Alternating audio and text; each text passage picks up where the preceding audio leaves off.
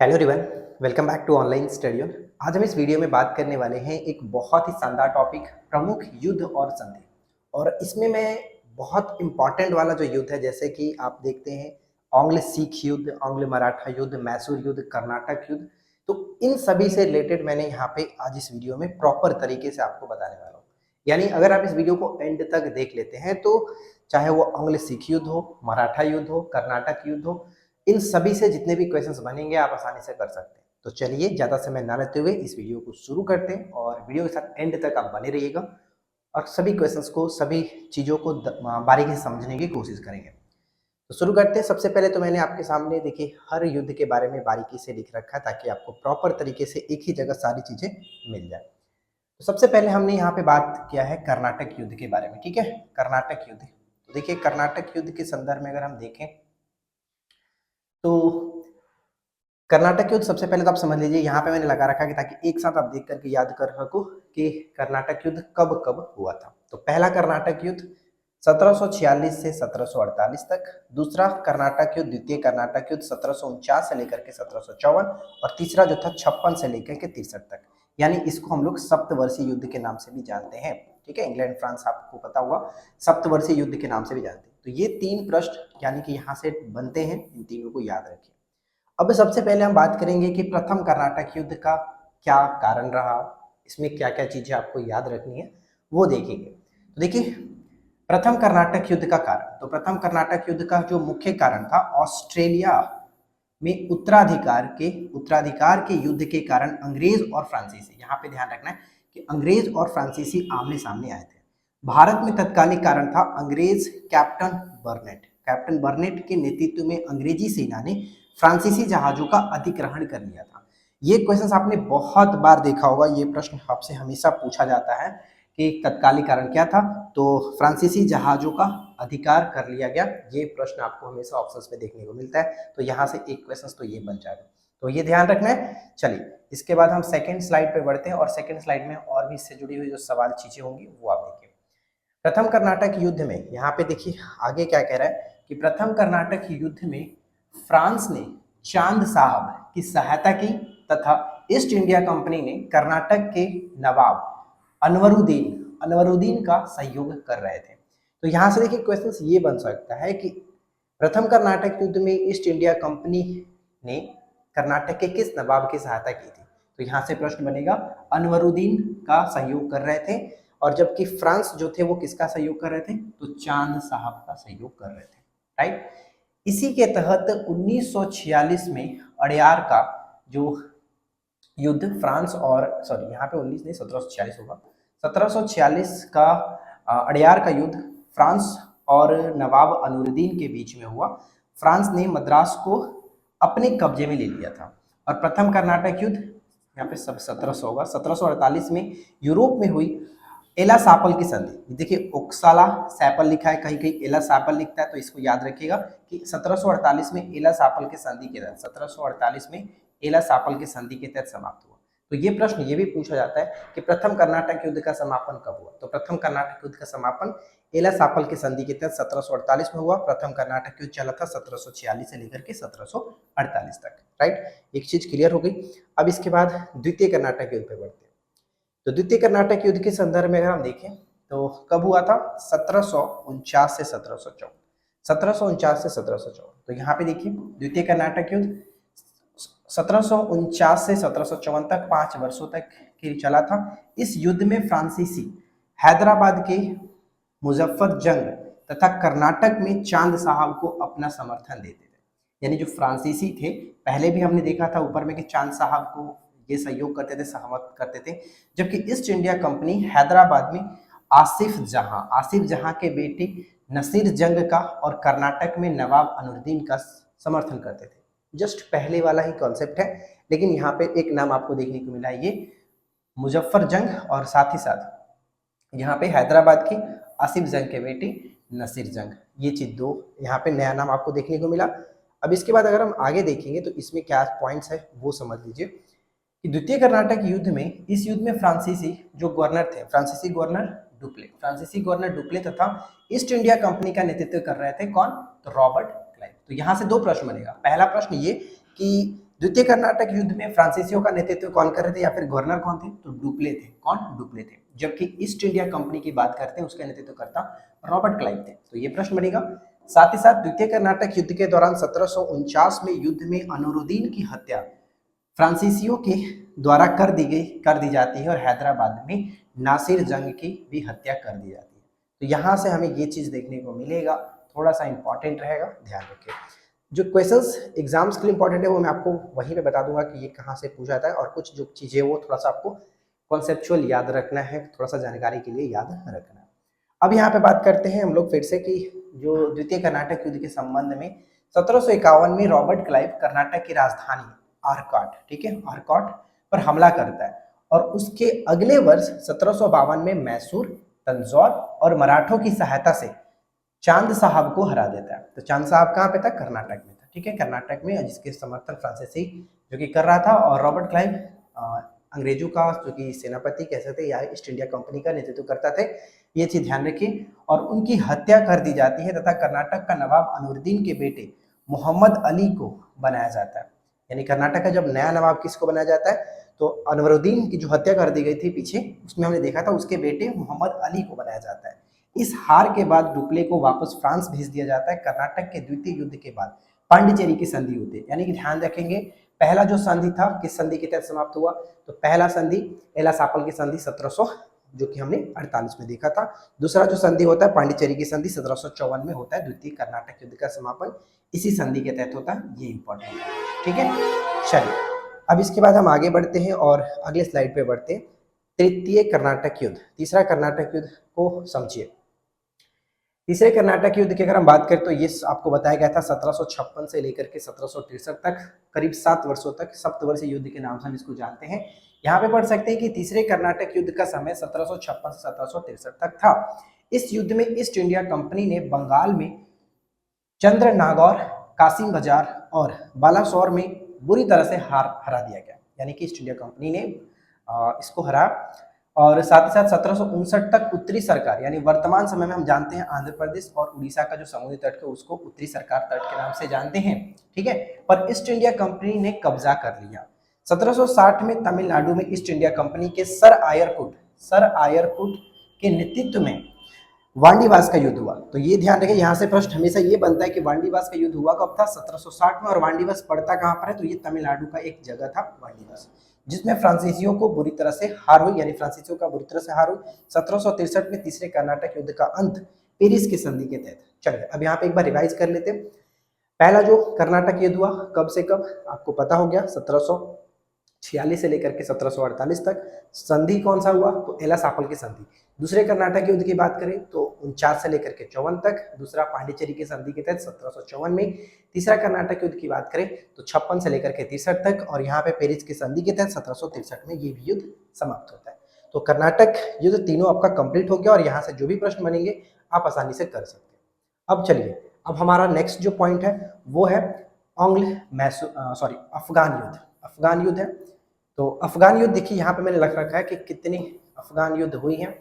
तो प्रथम अफगान युद्ध 1839 से 42, दूसरा अंग्ल अफगान युद्ध 78 से 80 तक, और तीसरा जो था वो 1919 में हुआ था। 3 मई 1919 से 8 अगस्त 1919, ठीक है। अब देखिए यहाँ पे प्रथम अंग्ल अफगान युद्ध के बारे में समझते हैं। ज्यादा इसमें कुछ नहीं है, एक पेज पे आपका सब कुछ कवर हो जाएगा। इसमें जो पूछा जाता है सिर्फ और सिर्फ डेट पूछा जाता है। डेट आप याद रखिए कब से कब तक था। एक्चुअली ये जो प्रश्न होता है ना, यानी ये जो चीजें मैं आपको बता रहा हूँ, पूरा युद्ध और संधि, ये सिर्फ और सिर्फ मिलान करने के लिए आपसे पूछा जाता है। मतलब मैक्सिमम चांसेस होता है कि वो मिलान करने वाला ही क्वेश्चन पूछेगा कि कौन सा मिलान सही है, कौन सा मिलान उसके ईस्वी के साथ गलत किया गया। तो इस चीज को आपको समझना है। अब यहाँ पे देखिए कि प्रथम अंग्ल जो अफगान युद्ध है वो 39 से 42 के बीच अफगानिस्तान में अंग्रेजों और अफगानिस्तान के सैनिकों के बीच हुआ था। तो ये ध्यान रख लीजिएगा कि अंग्रेजों के साथ हुआ था। दूसरा अंग्ल अफगान युद्ध की बात करें तो 1878 से 80 के बीच अफगानिस्तान में ब्रिटेन द्वारा, यानी पहला तो अंग्रेजों के द्वारा, दूसरा ब्रिटेन के द्वारा हुआ था। तीसरा अंग्ल अफगान युद्ध मई 1919 से अगस्त 1919 तक अफगानिस्तान के अमीर हबीबुल्लाह के पुत्र शाह अमानुल्लाह ने अंग्रेजों के विरुद्ध किया था। यानी पहला भी अंग्रेजों के साथ, दूसरा ब्रिटेन, तीसरा फिर से अंग्रेजों के साथ। तो ये तीनों आपको याद रख लेना है, इंपॉर्टेंट है, राइट। तो पहला आपका अफगान युद्ध कब हुआ? तो पहला अफगान युद्ध 1839 से लेकर के 42 तक, दूसरा 78 से 80 तक, तीसरा 1919 में।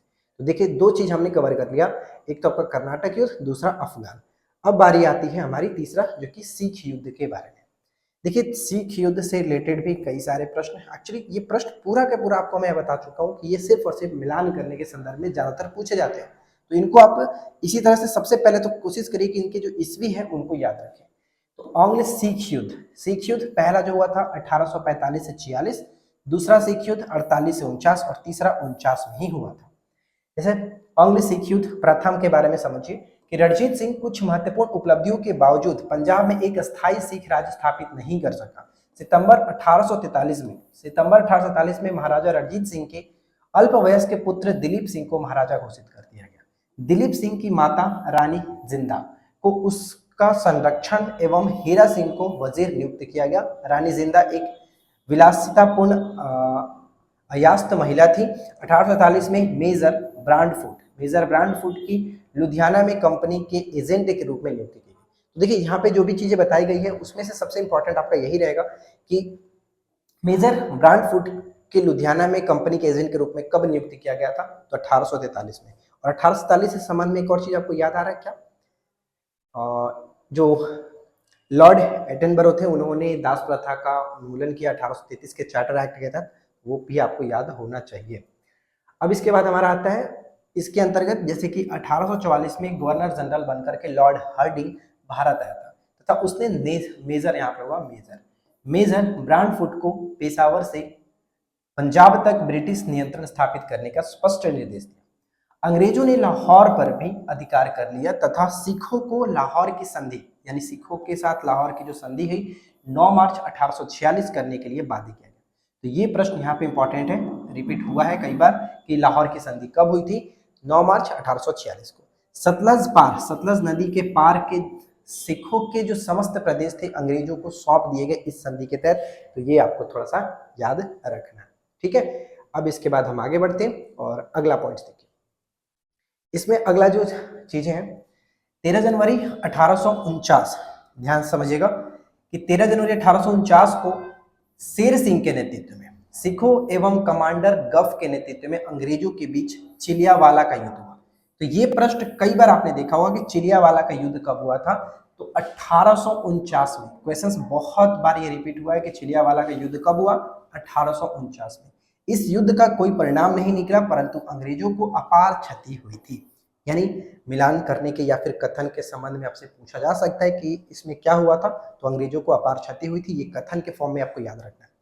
सेकेंड पॉइंट कि इस युद्ध के 48 घंटे के बाद कमांडर गफ को हटा करके चार्ल्स नेपियर को कमान दे दिया गया था, ठीक है। चलिए यहां तक सारी चीजें क्लियर है। अब हम आगे बढ़ते हैं और आंग्ल सिख युद्ध जो है इसका हम लोग अगला चरण देखते हैं। इसमें अब क्या है कि तीसरा आंग्ल जो सिख युद्ध हुआ, इसमें तीसरा आ गया ना? हाँ ठीक है, दूसरा के बाद हमने अब तीसरा देख रहे हैं, राइट। तीसरा आंग्ल सिख युद्ध 21 फरवरी 1849 को लड़ा गया जिसमें सिख बुरी तरह से पराजित हुए और चार्ल्स नेपियर की सेना के समक्ष आत्मसमर्पण कर दिया गया। तत्कालीन गवर्नर जनरल लॉर्ड डलहौजी ने 29 मार्च 1849 को पंजाब का ब्रिटिश साम्राज्य विलय कर दिया, यानी कि पंजाब को ब्रिटिश साम्राज्य में विलय कर दिया गया 29 मार्च 1849 को, ठीक है। तो यहीं से हमारा तीसरा आंग्ल जो सिख युद्ध है वो आपका कंप्लीट होता है। तो ज्यादातर आपसे प्रश्न जो पूछा था वो आंग्ल सिख युद्ध प्रथम और द्वितीय में पूछा था, तीसरा आपका क्योंकि इसी के अंतर्गत लगभग आ जाता है तो तीसरा 1849, बस आपको ये याद रख लेना है। अब यहाँ पे हमारा बात आता है मैसूर, तो ध्यान से समझिए मैसूर। देखिए मैसूर के संबंध में अगर हम बात करें तो मैसूर के भी 3 युद्ध, एक्चुअली यहाँ पे 4 युद्ध आपको देखने को मिलता है। तो पहला देखिए, पहला आंग्ल मैसूर युद्ध 1767 से 69, दूसरे की बात करें तो 1780 से 84, तीसरा जो था आंग्ल मैसूर युद्ध 90 से 92 और चौथा आखिरी 1798 से 99 तक, ज्यादातर 99 ही आपको याद रखना है। अब इसमें देखिए प्रथम आंग्ल मैसूर युद्ध की बात करें तो प्रथम आंग्ल मैसूर युद्ध 1767 से 1769 के बीच 2 वर्षों के लिए चला था, ठीक है। सॉरी। अब इसमें कि प्रथम आंग्ल मैसूर युद्ध मैसूर और अंग्रेजों के बीच में हुआ था। किसके बीच से बीच? अंग्रेजों और मैसूर के बीच। जिसमें मैसूर का प्रतिनिधित्व हैदर अली कर रहे थे, जबकि फ्रांस की सहायता से किया, यानी हैदर अली ने इसमें फ्रांस की सहायता से किया, और जबकि ईस्ट इंडिया कंपनी ने मराठा और निजाम की सहायता ली थी। तो यहाँ पे आपको दो पॉइंट्स ध्यान रखना है। पहला कि हैदर अली का नेतृत्व, यानी हैदर अली के साथ कौन था, फ्रांस था, जबकि यहाँ पे ध्यान देखिए कि जबकि ईस्ट इंडिया कंपनी ने मराठा और निजाम की सहायता ली थी। तो ये ध्यान रखना है। अब इसके बाद हमारा जो नेक्स्ट पॉइंट है वो हम यहाँ पे समझते हैं। क्या कह रहा है कि प्रथम आंग्ल मैसूर युद्ध के संबंध में यहाँ पे समझिए, इसको हम यहाँ पे रखते हैं कि इस युद्ध के बीच में हैदर अली ने अचानक से मद्रास पर अपनी सेना द्वारा हमला कर दिया गया और वहां पर ईस्ट इंडिया कंपनी को हरा दिया। इसी के साथ यह युद्ध समाप्त हुआ और मैसूर की संधि की गई। यानी प्रथम युद्ध में हमने देखा तो अंग्रेजों की पराजय हुई थी, ये ध्यान रखना है। युद्ध का कारण क्या रहा था, तो प्रथम आंग्ल मैसूर युद्ध का प्रमुख कारण था कि मद्रास के आसपास ईस्ट इंडिया कंपनी का बढ़ता हुआ प्रभाव, जिसे हैदर अली और फ्रांसीसी कभी नहीं चाहते थे। ठीक है, ईस्ट इंडिया कंपनी अपना क्षेत्र को लगातार दक्षिण में बढ़ा रही थी और वहीं भी मैसूर पर कब्जा करना चाहती थी, और इसी कारण से हैदर अली फ्रांस के सहयोग से ईस्ट इंडिया कंपनी पर हमला किया। इसी कारण हैदर अली ने ईस्ट इंडिया कंपनी से युद्ध करना चाहते थे। तो ये हमारा हुआ युद्ध का कारण। चलिए अब द्वितीय आंग्ल मैसूर युद्ध के बारे में पढ़ लेते हैं। द्वितीय आंग्ल मैसूर युद्ध ध्यान से समझिएगा। द्वितीय आंग्ल मैसूर युद्ध 1780 से 84 तक चला। ये डेट आपको याद रखना, जितने भी युद्ध आपको बताए गए हैं सभी युद्ध के डेट याद रखिए, क्योंकि सबसे इंपॉर्टेंट, सबसे महत्वपूर्ण पॉइंट्स जो कि वो युद्ध के डेट ही है, क्योंकि मिलान करने में सबसे पहले डेट ही देता है। मैसूर और ईस्ट इंडिया कंपनी के बीच लड़ा गया था। शुरुआत में हैदर अली ने आरकॉट पर कब्जा किया, जो कि कर्नाटक की राजधानी हुआ करती थी, लेकिन बाद में अंग्रेज सेना अधिकारी सर आयरकुट के नेतृत्व में उसे हरा दिया गया। इनके साथ एक युद्ध हुआ था, आपने पढ़ा होगा, पोर्टोनोवा का युद्ध। ठीक है, वो भी याद रखिए, 1781 के आसपास हुआ था पोर्टोनोवा का युद्ध। 1782 के बीच हैदर अली की मृत्यु हो जाती है और उसके पश्चात उसका बेटा टीपू सुल्तान युद्ध को जारी रखता है। 1784 में मंगलौर की संधि होती है, यानी जो प्रथम आंग्ल जो आपका ये मैसूर युद्ध है वो समाप्त होता है मद्रास के संधि के तहत, दूसरा मंगलौर के संधि के तहत, और तीसरा श्रीरंगपट्टनम के संधि के तहत समाप्त होगा, जो कि हम आगे देखेंगे। अब इसमें और भी जो चीजें हैं वो हम यहाँ पे देख लेते हैं। युद्ध का कारण इसका क्या रहा। द्वितीय आंग्ल मैसूर युद्ध के कारण की बात करें तो यहाँ पे देख सकते हैं इसमें कि 1780 में ईस्ट इंडिया कंपनी ने अरब सागर के किनारे स्थित माहे पर कब्जा कर लिया, जो कि एक प्रमुख व्यापारिक केंद्र था तथा मैसूर राज्य से सटा हुआ था। इसी कारण से द्वितीय जो कि मैसूर युद्ध हुआ था। आई होप कि यहाँ तक आपको कोई डाउट नहीं होगा। अगर आपको वीडियो पसंद आ रहा होगा तो प्लीज वीडियो को लाइक जरूर करें। चलिए अब बात करते हैं हम लोग तृतीय आंग्ल मैसूर युद्ध के बारे में। तो तीसरा आंग्ल मैसूर युद्ध को बताया गया 90 से 92, यहाँ पे देखिए लिखा गया 90 से लेकर के 92 के बीच टीपू सुल्तान और लॉर्ड कर्नवालिस के बीच, टीपू सुल्तान और लॉर्ड कर्नवालिस के बीच के नेतृत्व में ईस्ट इंडिया कंपनी के बीच लड़ा गया, जिसमें टीपू सुल्तान की हार हो गई और उसके बाद 1792 में श्रीरंगपट्टनम की संधि की गई, यानी तीसरा श्रीरंगपट्टनम की संधि। पहला मद्रास की संधि, दूसरा मंगलौर की संधि, तीसरा यहाँ पे श्रीरंगपट्टनम की संधि हुई। युद्ध का कारण क्या था ये भी समझ लीजिए। तो टीपू सुल्तान ने अपनी सैन्य शक्ति को काफी मजबूत किया था। इसके लिए टीपू सुल्तान ने फ्रांस की सहायता ली थी, फ्रांस की सहायता भी ली। मैसूर के दक्षिण में त्रावणकोर, जो कि ईस्ट इंडिया कंपनी का एक सहयोगी प्रदेश था, उस पर हमला कर दिया था और इसी कारण से तीसरा आंग्ल मैसूर युद्ध हुआ था। तो आई होप कि फ्रेंड्स मैसूर युद्ध के संबंध में भी सारी चीजें आपको कवर हो गई होगी, और मैसूर युद्ध का अंतिम जो युद्ध था वो भी देख लेते हैं। तो यहाँ पे देखिए, यहाँ पे एक्चुअली आंग्ल मराठा युद्ध आ रहा है, तो आंग्ल मराठा युद्ध भी इंपॉर्टेंट है।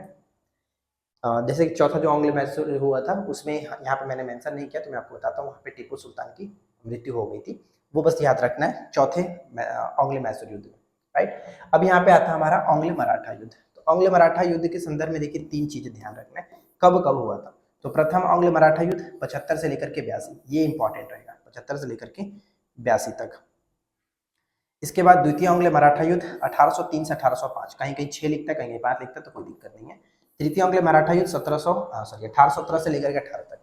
अब इसमें देखिए प्रथम आंग्ल मराठा युद्ध में, आंग्ल मराठा युद्ध के प्रथम दौर के कारण मराठा के आपसी झगड़े तथा अंग्रेजों की महत्वाकांक्षी थी क्लाइव के समान कंपनी महाराष्ट्र में द्वैत शासन स्थापित करना चाहते थे, यानी कि रॉबर्ट क्लाइव के समान ही कंपनी जो थी वो महाराष्ट्र में द्वैत शासन स्थापित करना चाहती थी। 1775 के ईस्वी में रघुनाथ राव तथा अंग्रेजों के बीच सूरत की संधि हुई।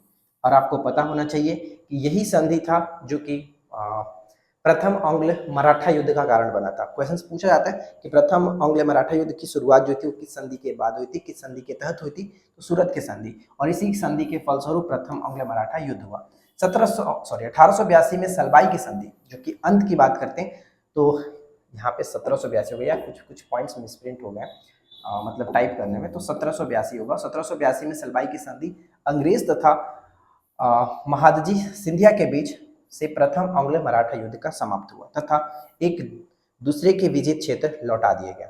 तो ये आप यहाँ पे समझ सकते हैं प्रथम आंग्ल मराठा युद्ध किस तरह से रहा। अब इसके बाद हमारा नेक्स्ट जो पॉइंट है वो है द्वितीय आंग्ल मराठा युद्ध। अब इसमें क्या कह रहे हैं द्वितीय आंग्ल मराठा युद्ध के संबंध में, देखिए इसमें हमारा ये पॉइंट्स है कि इस संघर्ष का दूसरा दौर फ्रांसीसी भय से संलग्न था। 1800 ईस्वी में पूना के मुख्यमंत्री नाना फडणवीस की मृत्यु हो गई। इनकी मृत्यु मराठों की एक अभिशाप बनकर आई। नाना फडणवीस से मुक्ति होने के बाद बाजीराव द्वितीय ने अपना घिनौना रूप दर्शाया।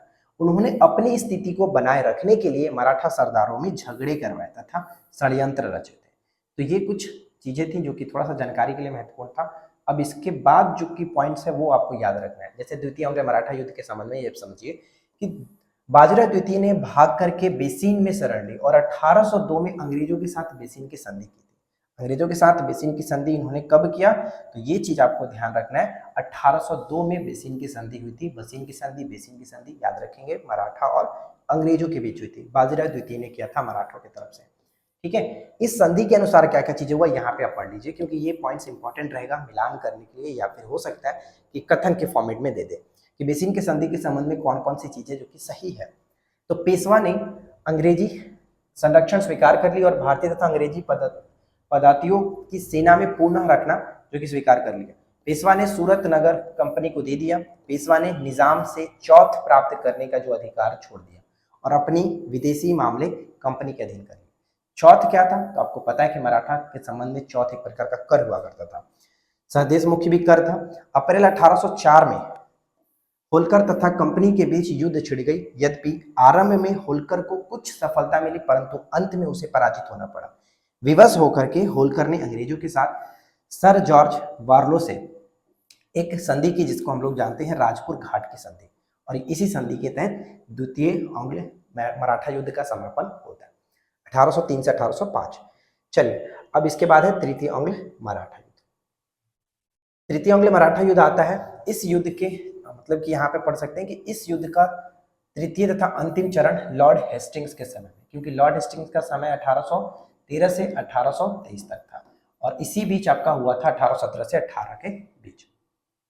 हेस्टिंग्स के पिंडारियों के विरुद्ध अभियान से मराठों के प्रभुत्व को चुनौती मिली और अंततः दोनों दल युद्ध में खींचे चले आए। और आपको पता होगा कि पिंडारियों के दमन से संबंधित क्वेश्चन पूछा था कि किसने किया था, तो लॉर्ड हेस्टिंग्स ने किया था। बहुत इंपॉर्टेंट क्वेश्चन। अब अगला है कि इस युद्ध के बाद मराठा शक्ति और पेशवा के जो वंशानुगत पद हुआ करते थे कि इसके बाद मतलब इनके पिता जो होंगे, पिता की मृत्यु के बाद उनके पुत्र को पेशवा बनाया जाएगा, तो ये जो पद था वंशानुगत पद था उसको समाप्त कर दिया गया। तो ये कुछ महत्वपूर्ण पॉइंट्स थी मराठा युद्ध के संबंध में। अब यहाँ पे देखिए मराठा द्वारा की गई जो संधियां थी वो अलग अलग बार बार पूछे जाते हैं, तो मैंने यहाँ पे एक लिस्ट लगा रखा है। जैसे पुरंदर की संधि 2 बार हुआ, एक तो 1665 में हुआ है, एक आपका आगे भी हुआ है 1776 में। तो सबसे पहले हम यहाँ पे पुरंदर की संधि 1665 जय सिंह और शिवाजी के बीच। दूसरा सूरत की संधि हुई 1775 में, जो कि कारण बना था प्रथम आंग्ल मराठा युद्ध का, रघुनाथ राव और ईस्ट इंडिया कंपनी के बीच हुआ था। तीसरा राक्षस भुवन की संधि 1763 में, पेशवा माधवराव तथा निजाम के बीच।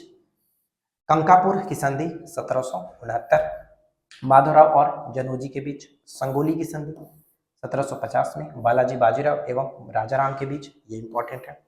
झलकी की संधि 1752, बालाजी बाजीराव एवं हैदराबाद के निजाम के बीच। चलिए अब इसके बाद हम आगे बढ़ते हैं और इसके नेक्स्ट जो पॉइंट्स है वो देखिए। इसमें अब क्या कह रहा है कि पुरंदर की संधि 1776, तो पुरंदर की संधि 1776 के संबंध में यहाँ पे हम क्या देख सकते हैं, ये जो है वो पेशवा माधवराव नारायण राव एवम अंग्रेजों के बीच हुआ। और बड़गांव की संधि, ये ध्यान रखिए, ये ध्यान रखिए, बड़गांव की संधि 1779 में पेशवा माधव नारायण राव एवं अंग्रेजों के बीच। सलभाई की संधि, ये इंपॉर्टेंट है क्योंकि इसी संधि के तहत समाप्त हुआ था प्रथम अंग्ल मराठा युद्ध, पेशवा माधवराव नारायण राव एवं अंग्रेजों के बीच। बसीन की संधि 1802 बाजीराव द्वितीय और अंग्रेजों के बीच। देवगांव की संधि 1803 बरार के भोसले एवं अंग्रेजों के बीच। सुरजी अर्जुन गांव की संधि जो थी 1803। राजापुर घाट की संधि 1804 होलकर तथा अंग्रेजों के बीच। और यही आपका द्वितीय अंग्ल मराठा युद्ध का समापन होता है। पूना की संधि 1817 बाजीराव द्वितीय एवं अंग्रेजों के बीच। ग्वालियर की संधि 1817 दौलत राव सिंधिया एवं अंग्रेजों के बीच। तो इसमें देखिए, ये अगर आपको नहीं भी याद होता तो कोई बात नहीं, चलेगा, क्योंकि अभी तक तो मतलब बहुत ही रेयर केस में ऐसा पूछा जाता है। ये ज्यादातर पूछे जाने की जो चांसेस होती है वो आपका इसमें ही पूछा जाता है कि देवगांव की संधि कब हुई, सलबाई की संधि कब हुई, बसीन की संधि कब हुई, तो ये आपको याद रख लेना है। ठीक है, चलिए अब इसके बाद हम बढ़ते हैं क्विक रिविजन्स की तरफ, जो कि हमारा लास्ट ये स्लाइड है। और इसमें मैंने सब कुछ एक जगह रख दिया ताकि आप एक इसका चाहो तो स्क्रीनशॉट ले सकते हैं और बाद में आप जब भी रिविजन्स करना हो तो कर सकते हैं।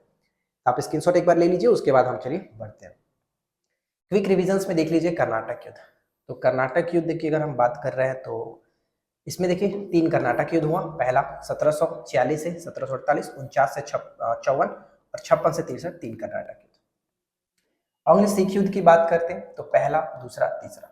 इसमें 1845 से 46, 1848 49 और तीसरा 49। ठीक है, इसके बाद यहाँ पे अफगान युद्ध की देखिए बात करते हैं तो अफगान युद्ध पहला 1839 से 42, दूसरा 78 से 80, तीसरा 1919। अब यहाँ पे मैसूर युद्ध है। मैसूर युद्ध कब हुआ तो 1767 से 69, 80 से 84, 90 से 92 और चौथा 98 से 99। ठीक है, अब इसमें है अंग्ल मराठा युद्ध। तो मराठा युद्ध भी आपको पता ही है, 75 से 82, दूसरा आपका हो गया यहाँ पे 1803 से 5 और तीसरा 17 से 18। इसमें सबसे ज्यादा जो कंफ्यूजन पॉइंट है वो आपका पहला ये और दूसरा ये, यानी सिख युद्ध और अफगान युद्ध, ये थोड़ा सा कंफ्यूज करता है, लेकिन ये आपको याद रखने में कोई दिक्कत नहीं होती है। तो इन दोनों पे थोड़ा सा ज्यादा फोकस कर लीजिएगा क्योंकि ये मिलता जुलता एक दूसरे से सटा हुआ है। 1839-42, 1845-46। ठीक है, तो उम्मीद है कि आप लोगों को आज का ये छोटा सा वीडियो अच्छा लगा होगा। वीडियो पसंद आया हो तो लाइक एंड शेयर करिए। चैनल पे पहली बार है, सब्सक्राइब करके नोटिफिकेशन बेल आइकन को ऑल पे सेट कर लीजिए। हम मिलते हैं आपके साथ इसी प्रकार के नेक्स्ट वीडियो में किसी नए टॉपिक के साथ। और नेक्स्ट टॉपिक आप क्या देखना चाहेंगे नीचे कमेंट्स करके जरूर बताइएगा। तो हम लोग मिलते हैं नेक्स्ट क्वेश्चंस के साथ। Thanks for watching, keep learning, have a good day.